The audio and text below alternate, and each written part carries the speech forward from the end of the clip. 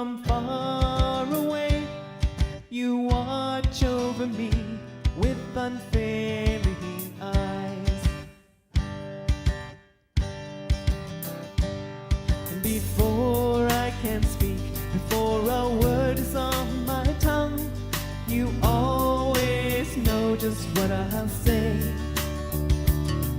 Your knowledge and your plans are far too wonderful for me, but you always listen anyway.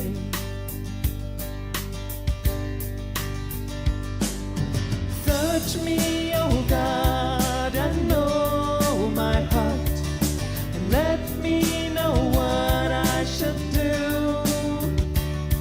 For the purpose of my life is to be in your will, and the pleasure of my life is pleasing you.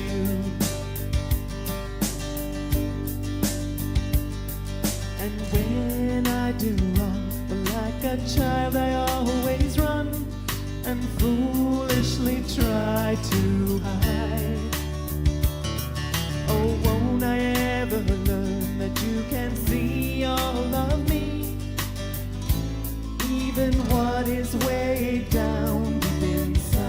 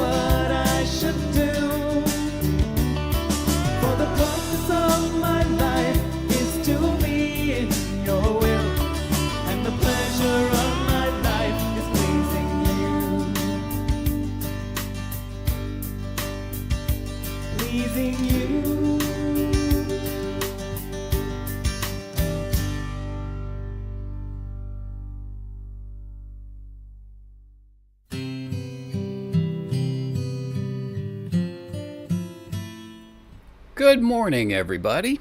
Hey, we're going to start a couple of minutes early because I have to get out of here a couple minutes early. I have to take Terry to a doctor's appointment, and we leave here at 10 o'clock. So I gotta shut her down and get ready and get out of here at 10. Let's say good morning, Danny Thrive, Pepper Leah, Chris and Nikki, Cheryl, Becky Reed, John, Cool Cats, Arizona. Moni is here, Ruth J, Paw Perfect, and Dawn, hello.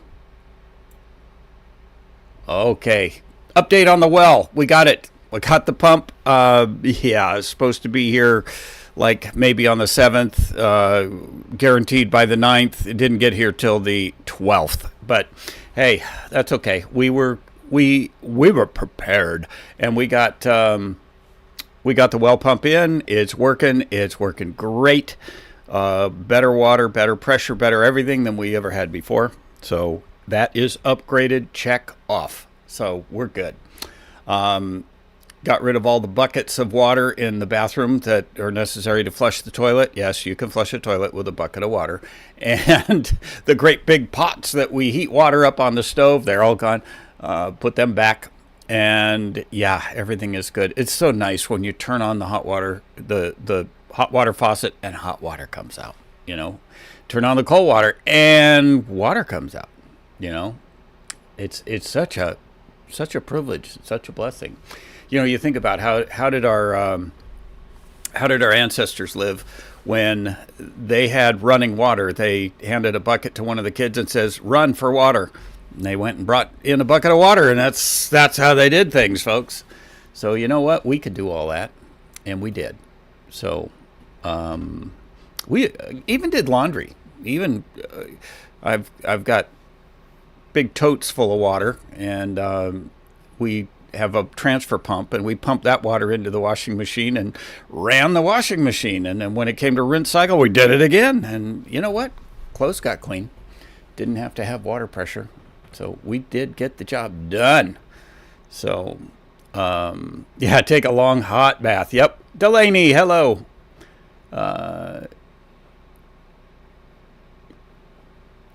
So yeah, here's the hold on. 2% of the people that bought this pump had it fail, which is a really good success rate. So I don't want to find out how good the warranty is. Okay, hey, let's get into it. I want to talk about recruits. You know, when a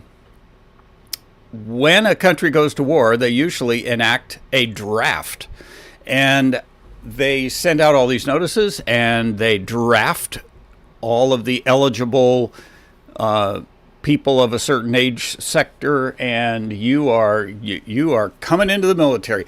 And they don't draft anybody into reserves. In the military, in the U.S. military, we have the active duty and we have the reserves. Reserves, you can kind of be on call, right? God doesn't have reserves in his army. He only recruits active duty. When you raise your right hand and swear in your oath of service to God's army, it's for active duty. You're going into combat, my friend. It isn't going to be, well, call me when things get really bad and you need, backup. No, we're there full time, on time, every time. That's the way it is. It's the way God's army is. I see a lot of believers who seem to think that they're in God's reserve army. God doesn't have a reserve army. And in our military, unlike in World War II, because I like a lot of the history of World War II. I learn a lot there, and I follow a lot of it. I find it very interesting. Not the terribleness of war. It is terrible. But the tactics and the changes that were different about the Americans that allowed them to adapt and rise to being the best from the worst. We entered World War II as a dismal group of misfits that didn't know anything about warfare at all. And in the end, we dominated everything. It was the most best outfitted, best trained, most effective military of any. It was just plain awesome. So how did you do all that? And well, now I study all of the things that made those changes and those technologies. And you can see God's hand was in it. God's hand allowed these things. Well, God's hand is in our warfare. And God allows us to accomplish great things because it's not we who do it, but God who does it through us. And we are his servants and we are his recruits, but active duty. And one of the things that was very different about the Americans in World War II, we had a whole lot of supply and infrastructure that was supplying the front. We supplied ammunition, food, medical supplies, fuel, everything. That was a real focus of getting that stuff up to the front lines, because I'll tell you, when your front lines run out of gas, those tanks can't move. And when your soldiers run out of bullets, they quit being real effective. Okay, they need that supply. We say, well, did you serve in the war and do anything important? Were you actually a combat troop or were you just in the back? Well, you know what? The guys in the back are what allow the guys in the front to get the job done. And supply, communications, even cooks are vital. That is a critical job title that needs to be done. And the ability to get supplies to the front, to keep feeding the troops, to keep all of that working, that's a major effort. And a big tactic of conquering your enemy is to bust up their supply lines. This is what happened with Japan. That's what brought Japan to their knees. Japan did not grow their own food. They had to import it. They had to bring it in. Japan did not refine their own fuel, really, not by much. Maybe they refined it, but they didn't have any oil, so they had to import all of that. They had to bring all that in. And when we disrupted all their supply lines, we shut down their military. And in the German theater, we blew up their refineries, and we blocked them from getting to fuel reserves and things of that sort. And that stopped they had some of the most capable tanks in the war, but they couldn't move them because they didn't have fuel, because we disrupted their supply. Supply is so important, and all of these functions go together to making an army effective, to making the battles winnable. And something that we did that really shocked especially the Germans, was when they went to go attack a supply line. They were used to their supply lines, where they would have a few soldiers in a supply train, caravan of trucks and things like that. But most of the drivers and things like that, if they were lucky, they carried a pistol or something. Nothing really sizable. And yet, America developed the M1 carbine, which was a high capacity, very effective, advanced combat weapon, and we put it in the hands of all the guys in the back. All the medics, the drivers, the truck drivers, the cargo handlers, all that, even the cooks. They were trained to do something specific, but every last one of them had a very competent combat tool in their hand, a weapon of warfare. And the Germans were just astounded. They went to attack a supply line, and they were shooting back, and they were effective, and they repelled the effort to destroy the supply lines. Hey, God doesn't have any reserves. God doesn't have any backwater place to have a nice cushy job where you don't have to get dirty. It's never a clean war for anybody. When my draft number came up, I am an honorable draft dodger. I dodged the draft by joining the Air Force. I tested very high on the, I forget the name of it now, but there's a thing that tests all these disciplines of service, mathematics and science and administration and all of these things that they test. And I tested very high in all the way across. I was given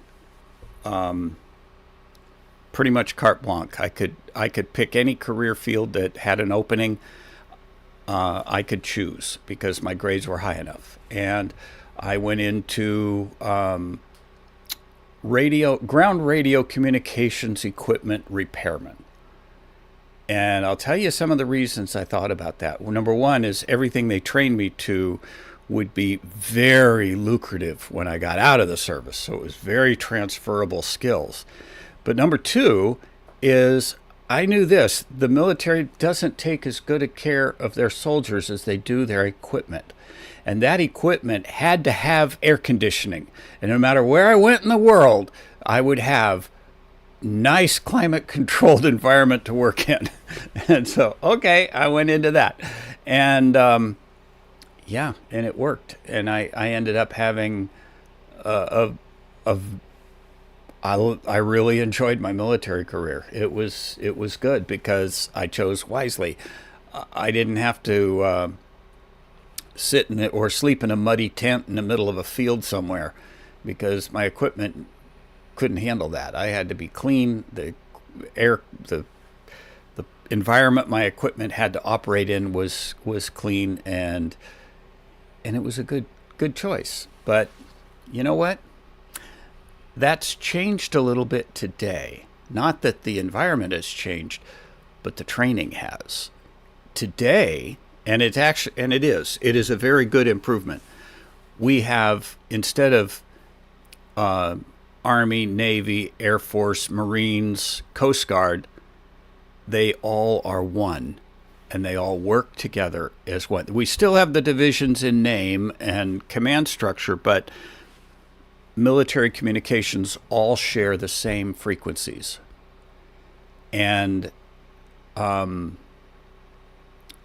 everybody is infantry trained today.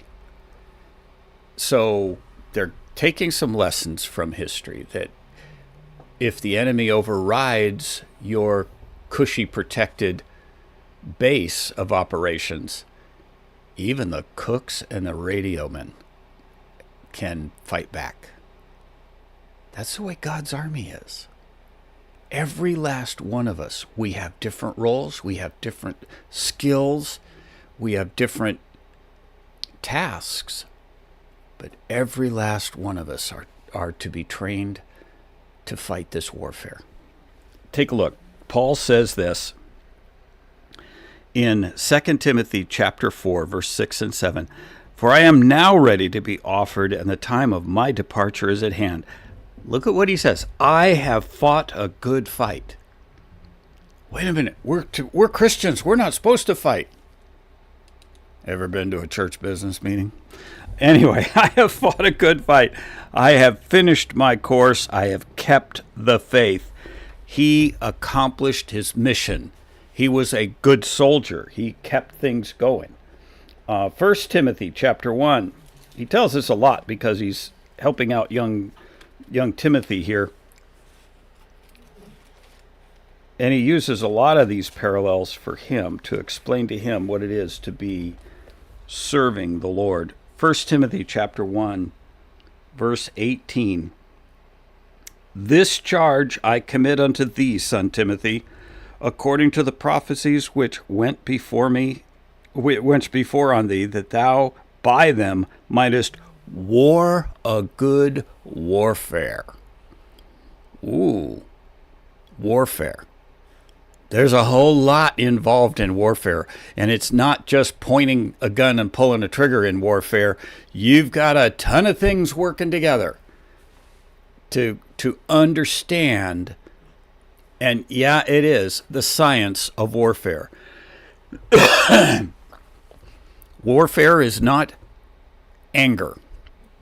Warfare is strength under control and using intelligence to guide your actions. In 1 Timothy chapter 6, go a little further.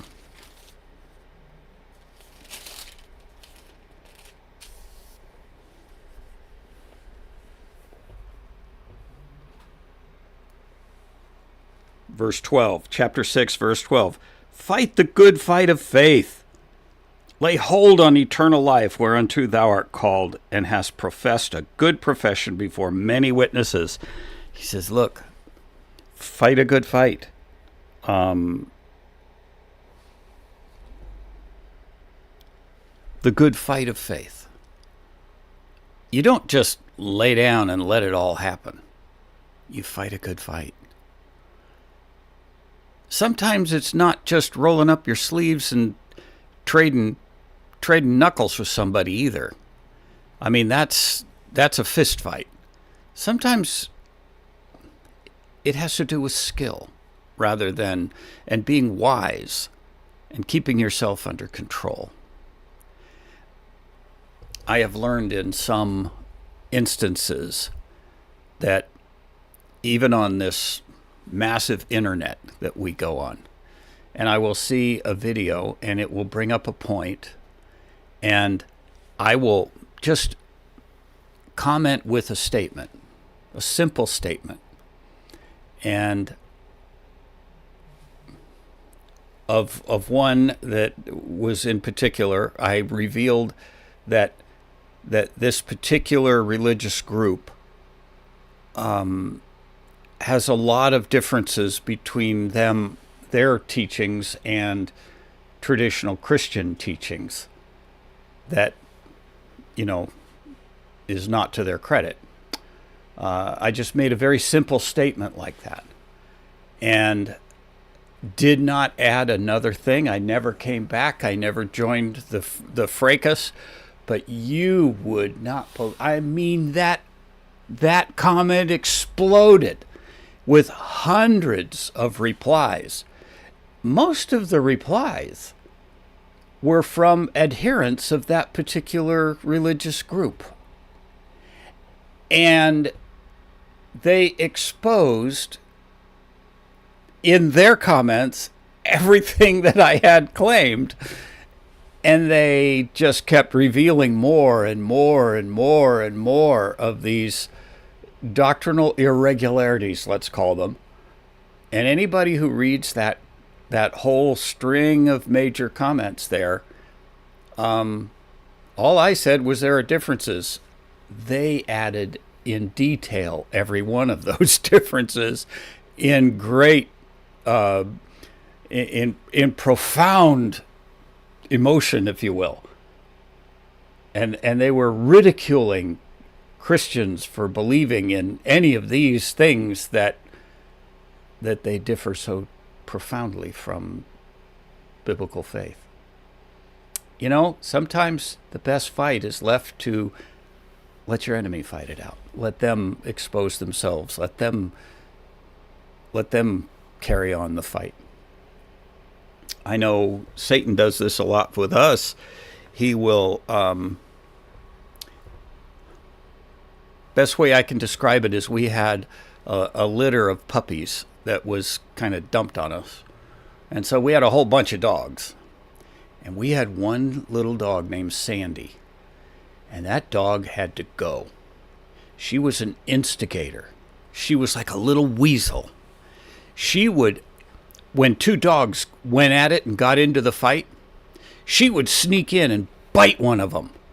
And then that dog thought that the other dog bit at them, and so it would turn and fight at them.